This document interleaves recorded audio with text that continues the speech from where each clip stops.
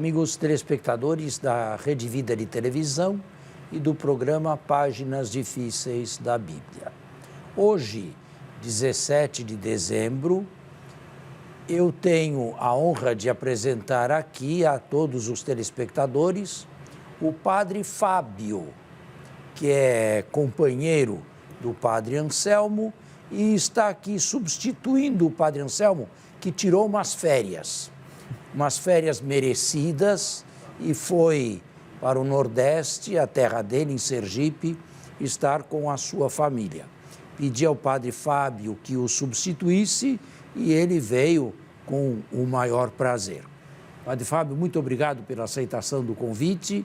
E eu estava, na última vez, com o Padre Anselmo, falando a respeito da inspiração e da canonicidade dos livros bíblicos. E já terminei este tratado aos telespectadores, ou para com eles. Faltava uma questão que nós podemos tratar aqui e que seriam os diversos sentidos bíblicos. Bem, diversos sentidos bíblicos. Antes disso, quer se apresentar? Ah, claro. Eu que agradeço. Uma honra para mim estar aqui com você, padre, que me deu aula aqui praticamente os 7 anos aqui do seminário, 6 anos do seminário Filosofia e Teologia, e hoje me convidou para vir aqui. Faço parte da Diocese de Santo Amaro também, assim como o Padre Anselmo, que faz o programa aqui às vezes. Sou do Santuário Mãe de Deus, que todos os sábados está aqui na Rede Vida de Televisão. Trabalho como vigário do Padre Marcelo Rossi. E um prazer e uma honra estar aqui com o senhor para aprender, viu? Obrigado. Para aprender mais ainda. Não. Já foi formado. Já recebeu um diploma. Mas sempre é um aprendizado, não tem que jeito. Diploma válido. Pois é. Nós gostaríamos de falar sobre os sentidos da Bíblia. O primeiro sentido, mas isto vem já da Renascença, é uma aquisição renascentista contra o espírito medieval, é buscar a prioridade do sentido primeiro. Isto é saber exatamente o que o autor quis dizer, quais eram os seus limites, para quem ele escreveu e qual o alcance das suas palavras. Com outros vocábulos, seria aquilo que você conhece com o nome de estudos histórico-críticos. Exato. Como tudo neste mundo, estes estudos têm também os seus limites, claro. Não há coisa neste mundo que não tenha limite em nada. Não somos divinos. Mas o que aconteceria se não usássemos esse instrumental? Nós leríamos o texto como ele está, protiacet, se diz em latim, e cada um receberia a mensagem que lhe conviesse melhor. Isto é, o texto não falaria mais. Seríamos nós que jogaríamos no texto aquilo que nós gostaríamos que ele dissesse a nós. E ele não é televisão, né? Não é televisão e os autores não tinham a intenção de escrever para milhões e milhões durante 20 séculos. Aliás, e eu já disse aqui, eles nem sabiam que estavam sendo inspirados. Sim. Agora, nesse aspecto, desculpa fazer até uma pergunta, vejo que muitos hoje acabam interpretando a Bíblia dessa forma, né? De uma forma muito... Eu vejo e pego aquilo que eu quero sem levar em consideração essas questões, né? Isso é um perigo, não é, padre? Ah, não tenha dúvida. E isso é um perigo grande para o fundamentalismo. Aí, tá vendo? Para aqueles que leem o texto e não se interessam pelo mundo do autor. Interessam-se apenas pelo mundo do leitor, que são eles. E aí, nós fazemos duas leituras diferentes. Quem está certo e quem está errado. Exato. E abre as brechas, né, para que possa ser interpretado dessa forma, né? É um perigo. Não tenha dúvida, é um perigo que pode ser evitado, claro. Um perigo sempre há, mas a gente procura evitá-lo o mais que se possa fazer. Eu dou um exemplo que já dei aqui, mas só para fixar bem na mente do telespectador. Por exemplo, o Êxodo, a escravidão no Egito. Não vale. O que vale é o inferno. Eles estavam no inferno. Atravessaram o Mar Vermelho. Não vale. O que vale é que foram batizados. Depois do Mar Vermelho veio o deserto. Não vale. É a igreja. Sim.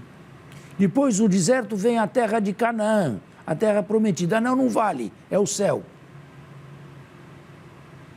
A isso se dá o nome de alegorização. E se alegoriza a Bíblia inteirinha. Até, por exemplo, em Lucas, no Novo Testamento, a figura do bom samaritano. O bom samaritano passa a ser Jesus, o homem jogado na beira da estrada é a humanidade pecadora, Sim. A estalagem para onde é levado é a igreja e a cura seria a salvação. Podemos fazer uma leitura assim? Não. Agora, aqui vale uma pergunta. Como diferenciar no contexto, o contexto, né, nesse processo histórico crítico, com a leitura orante da palavra, onde eu pego aquilo para mim e utilizo para a minha vida? Como que fazer essa diferenciação nessa leitura? É uma pergunta boa e, ao mesmo tempo, difícil de ser respondida. Por quê? Eu sou quando dou aulas. Por exemplo, nesse momento eu estou dando uma aula. E sou outro se estou num púlpito fazendo uma pregação. Pode ser o mesmo texto, só que eu vou tratá-lo de uma maneira diferente. Eu não deixo de lado o que eu sei, os estudos bíblicos, o processo histórico crítico, só que numa pregação eu não o uso, não os uso.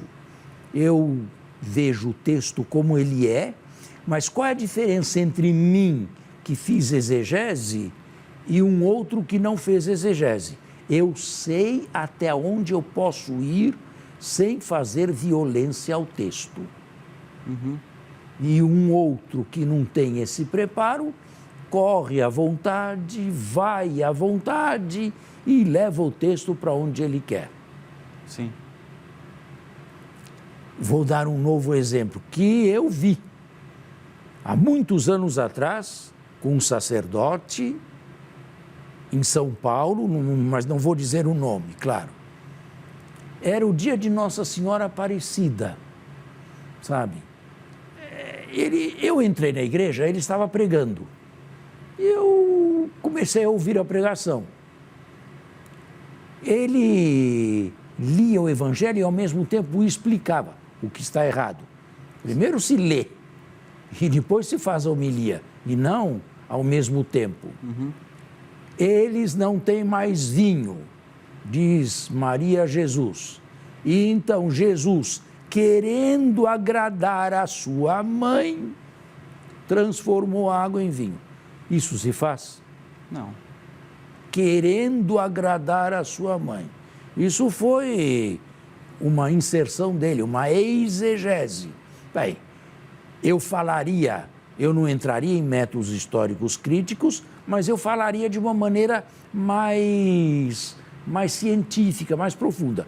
Por exemplo, a água transformada em vinho, para dar o exemplo das bodas de Caná, a água transformada em vinho, num evangelho tão místico como o evangelho de João, é o primeiro de 7 sinais substitutos.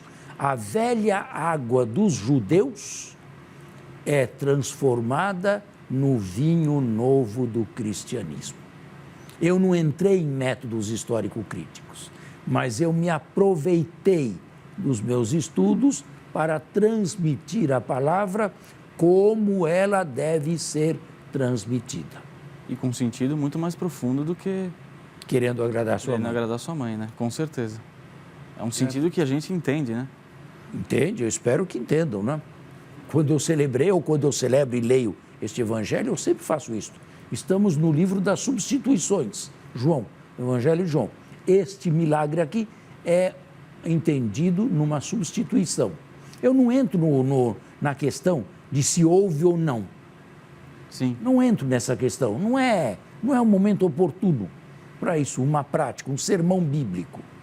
Mas eu uso do que eu aprendi para indicar ou colocar os meus ouvintes, a minha comunidade, num bom caminho. E aí tiram uma mensagem boa da Léxio Divina. Aí tiram. Agora, existem bons livros também que ajudam a fazer leitura bíblica. Existem. Só que eles correm um perigo. Um perigo de dispensar você de fazer a Léxio. Sim. Um outro já fez para você. Você simplesmente, 10 minutos antes da missa, lê aquilo. Aí não dá, né? E depois fala o que entendeu e o que guardou na memória. São 3 os momentos. O primeiro momento é o que se aprende, se escuta.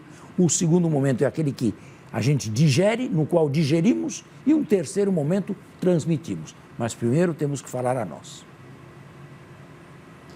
Agora, dentro desse aspecto, desse contexto que o senhor está colocando, também vejo que hoje muitos, né, inclusive algumas seitas, falam a respeito da autoridade da igreja sobre a Bíblia, né, nesse sentido. E criticam isso, obviamente, porque é justamente nesse contexto subjetivo, onde eu interpreto da minha forma, bom, não concordo aqui, eu vou para outro lugar e faço do meu jeito. Como que a autoridade da igreja fica nessa questão do contexto bíblico e para que a gente também não perca a nossa flexibilidade? Ótima pergunta. Mas vamos fazer um intervalo primeiro e já voltamos.